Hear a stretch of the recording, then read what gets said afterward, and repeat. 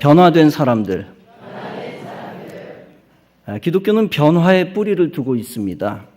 창세기 1장에서 하나님이 어둠에서 빛을 창조하셨습니다. 혼돈에서 질서를, 공허함에서 생명을, 무에서 유를 창조하셨습니다.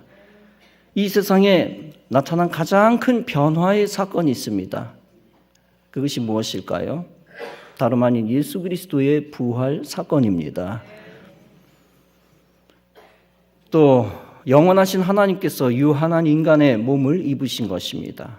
하나님이 이 땅에 오신 사건, 또 죽으시고 부활하신 이 모든 사건이 가장 놀라운 변화지요. 하나님은 만왕의 왕이시며 만주의 주가 되시는 분입니다. 그 하나님께서 섬김의 종으로 이 땅에 오셨는데 성육신 사건입니다.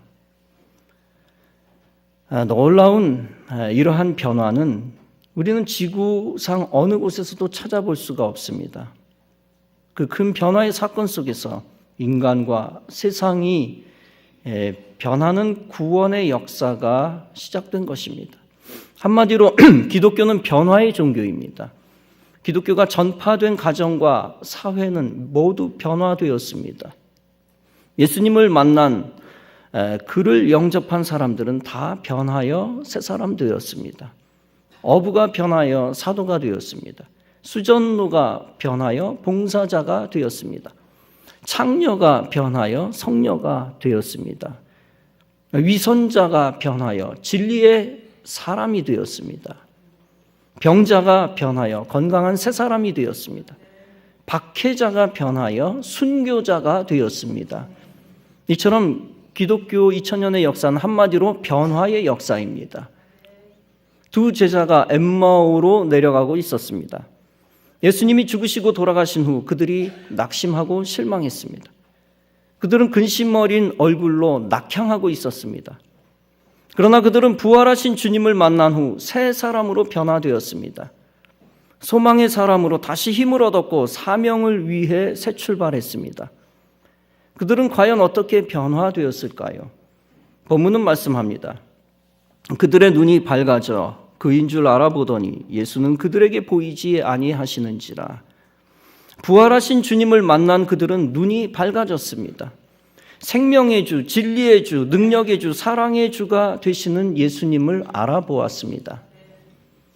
사람의 육신의 눈이 어두워지면 장님이 됩니다.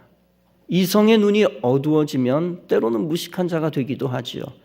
영의 눈이 어두워지면 지옥에 떨어지게 됩니다.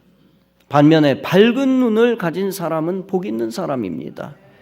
즉 영의 눈이 밝아진 사람입니다. 미국의 유명한 헬렌 켈러는 보지도 못하고 듣지도 못하고 말하지도 못했습니다. 그녀는 자신이 3일 동안만 정상적인 사람이 될 수만 있다면 그 날들을 다음과 같이 보내겠다고 고백했습니다.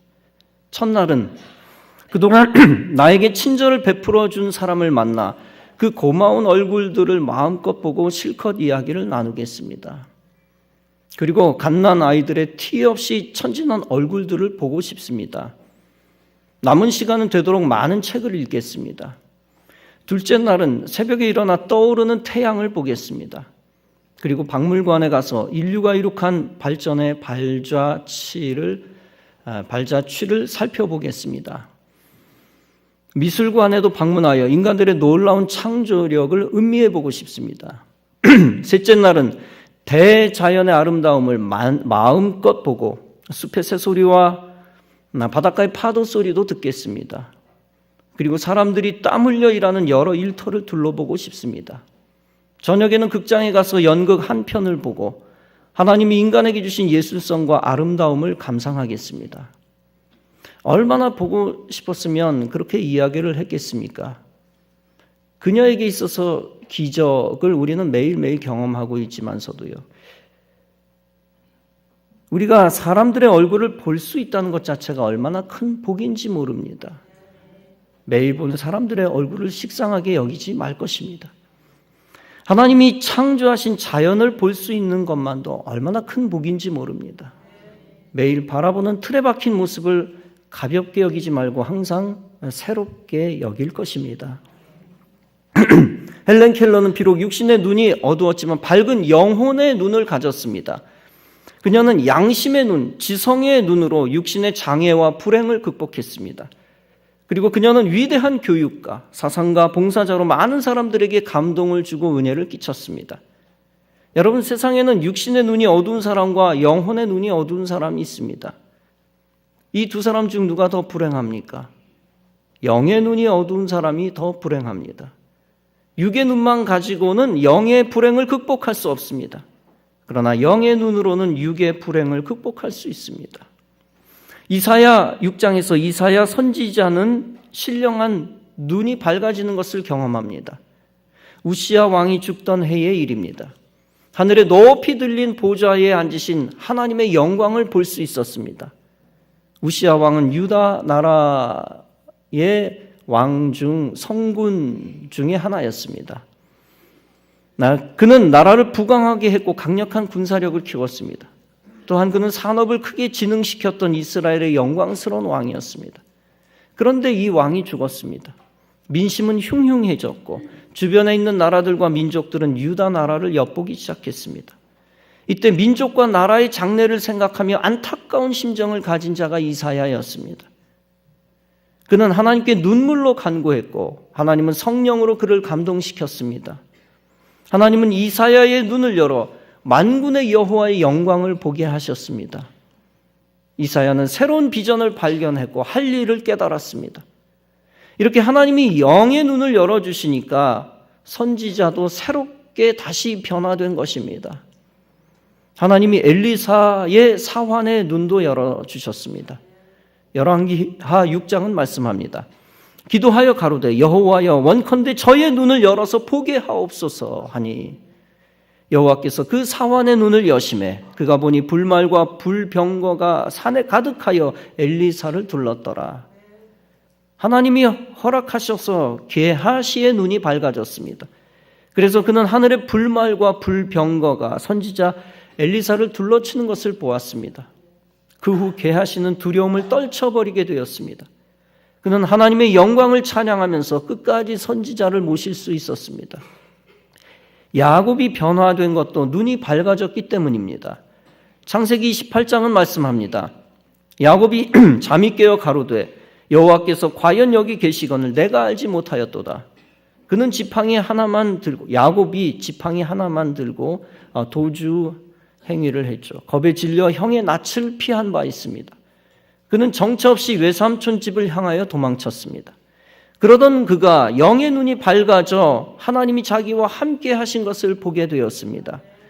그리고 삶의 용기와 희망을 가지게 되었습니다. 창세기 28장은 계속 말씀합니다. 내가 너와 함께 있어 네가 어디로 가든지 너를 지키며 너를 이끌어 이 땅으로 돌아오게 할지라. 내가 네게 허락한 것을 다 이루기까지 너를 떠나지 아니하리라 하신지라. 스데반은 영의 눈이 밝아졌습니다. 그는 예수님이 하나님 우편에 서신 것을 보았습니다. 그 후 영광스러운 모습으로 순교의 제물이 될 수 있었습니다. 사도행전 16장에서 바울도 영의 눈이 밝아지는 것을 경험합니다. 그는 마게도냐 청년이 손짓하는 환상을 봅니다. 그래서 유럽 선교, 이방 선교의 본격적인 첫걸음을 내딛기 시작합니다. 영적인 눈이 밝아지니까 인생의 행선지, 사명의 행선지가 달라진 것입니다. 성경에 나와 있는 사람들 많이 영의 눈이 밝아지는 것이 아닙니다. 오늘날 그리스도인들도 성령의 도우심으로 영의 눈이 밝아집니다. 그래서 세상 사람들이 볼 수 없는 것을 봅니다. 세상 사람들이 하지 못하는 것을 할 수가 있습니다. 영의 눈이 밝아진 사람들은 하나님의 부르심의 소망이 무엇인지 압니다. 또 그 유업의 영광의 풍성함이 무엇인지 압니다. 다시 말하면 하나님이 주실 미래의 영광을 미리 보며 믿는 것입니다. 그러면 우리가 어떻게 해야 영의 눈이 밝아지게 할 수 있을까요? 부활하신 예수님을 나의 구주로 믿고 그 분을 영접하면 되는 것입니다. 예수님은 요한복음 8장에서 말씀합니다. 예수께서 또 일러 가라사대 나는 세상의 빛이니 나를 따르는 자는 어두움에 다니지 아니하고 생명을 얻으리라. 마태복음 5장은 말씀합니다. 마음이 청결한 자는 복이 있나니 그들이 하나님을 볼 것이며, 시편 19편은 말씀합니다. 여호와의 계명은 순결하여 눈을 밝게 하느니라. 에베소서 1장은 말씀합니다. 하나님께서 우리에게 지혜와 계시의 정신을 주사 하나님을 알게 하시기를 원하노라. 이 모든 말씀들을 통해서 알 수 있는 것이 있습니다. 그것은 하나님을 보고 느끼고 알게 되는 원인이 나에게 있지 않다는 것입니다. 내가 머리가 좋아져서, 내가 지식이 많아져서, 경험이 늘어나서 하나님을 아는 것이 아니라는 것입니다. 내가 연구를 많이 하고 도 많이 닦아서 하나님을 보는 것이 아니라는 것입니다. 하나님을 알게 되는 원인은 인간에게 있지 아니하고 하나님 자체에 있습니다. 하나님이 계시하셔서, 하나님이 열어주셔서, 하나님이 신적 지식을 직접 넣어주셔야 가능합니다. 하나님이 하늘의 지혜를 직접 내려주시고 넣어주셔야 가능합니다. 하나님의 계명이 직접 말하고 인간을 감동시켜 주어야 인간이 알게 됩니다.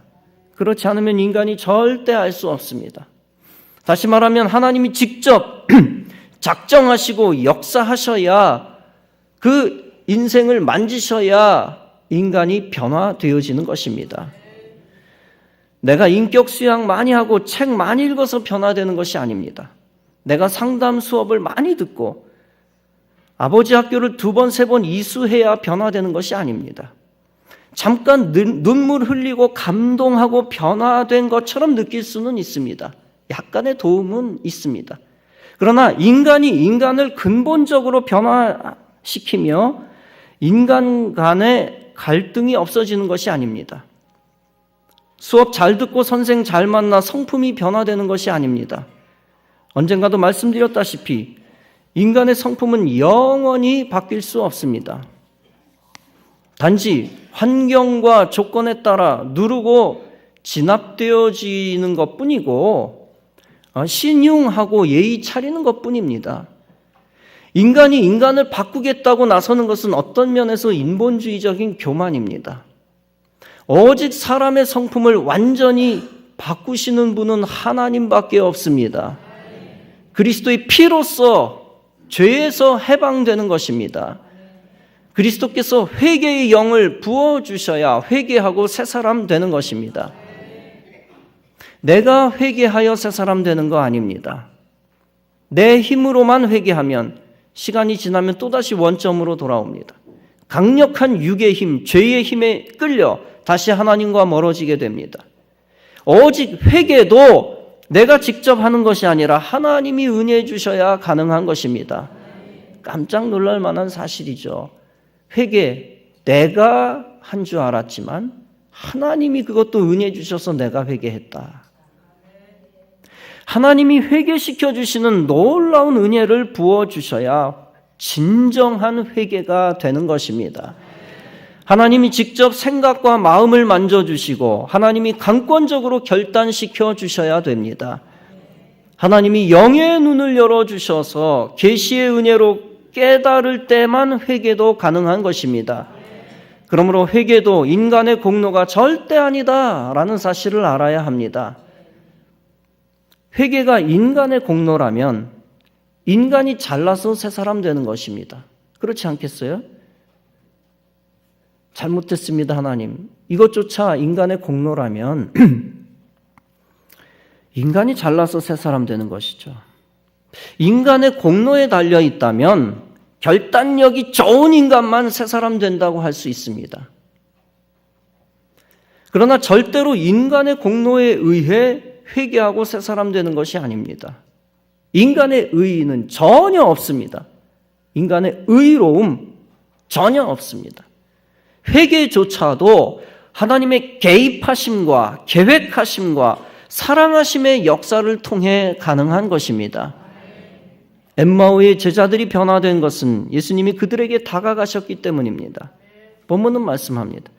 그들이 서로 말하되 길에서 우리에게 말씀하시고 우리에게 성경을 풀어주실 때에 우리 속에서 마음이 뜨겁지 아니하더냐. 제자들이 부활하신 예수님을 만나서 마음이 뜨거워졌을 때 변화되었습니다. 예수님이 직접 제자들에게 지혜의 말씀과 계시를 주셨고 설명해 주셨습니다. 그때 그들의 마음이 뜨거워져서 그들의 가는 길이 달라졌습니다.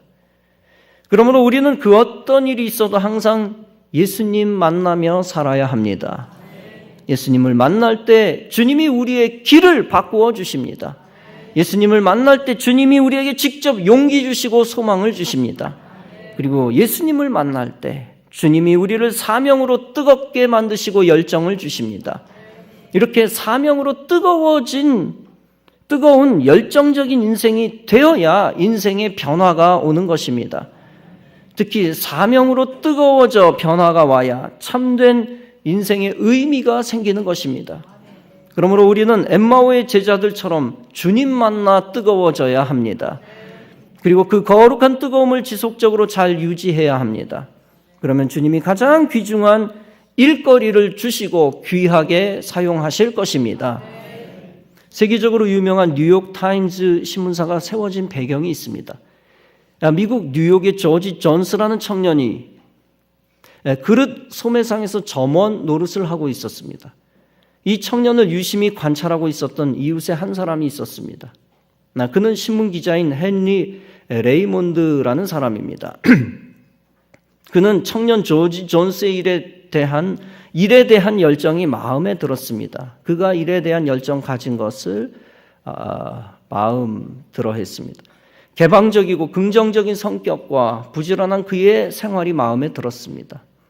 레이몬드는 어느 날 조지 존스에게 제안을 합니다.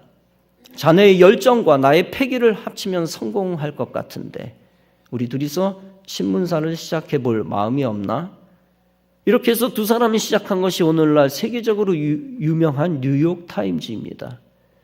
세상 일도 뜨거운 열정을 가질 때에 삶의 변화가 오고 성공도 하는 것입니다.